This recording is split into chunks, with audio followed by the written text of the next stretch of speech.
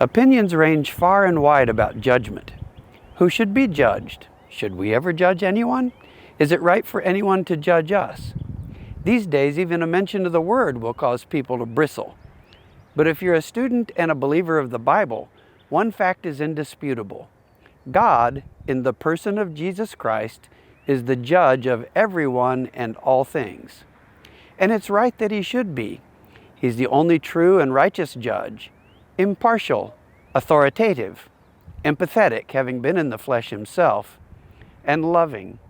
And the scriptures say this about his judgment. God has fixed a day on which he will judge the world in righteousness by a man whom he has appointed, and of this he has given assurance to all by raising him from the dead. So God has appointed Jesus the judge, as attested by his resurrection, and Jesus will judge the world. That includes each of us. About that judgment, the Apostle Paul wrote, "We make it our aim to please God, for we must all appear before the judgment seat of Christ, so that each one may receive what is due for what he has done in the body, whether good or evil. Therefore, knowing the fear of the Lord, we persuade others." Now you and I both know that we're not fit to stand before God on the basis of merit. How can any of us escape this judgment without being convicted and condemned? For, as Paul wrote to the Romans, all have sinned and fall short of the glory of God.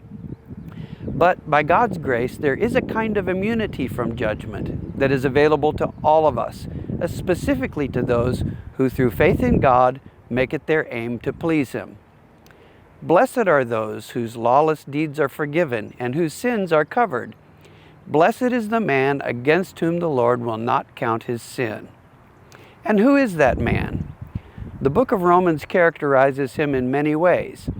He who is justified by faith, he who has been made free from sin, he who has been baptized in the likeness of Jesus' death, he who has God's Spirit dwelling in him and who walks not according to the flesh, but according to the Spirit. So judgment is, on one hand, a terrifying prospect to those outside the grace of God, and on the other, a sobering reminder to believers that we must continue by faith, minding the things of the Spirit and seeking to please the Master.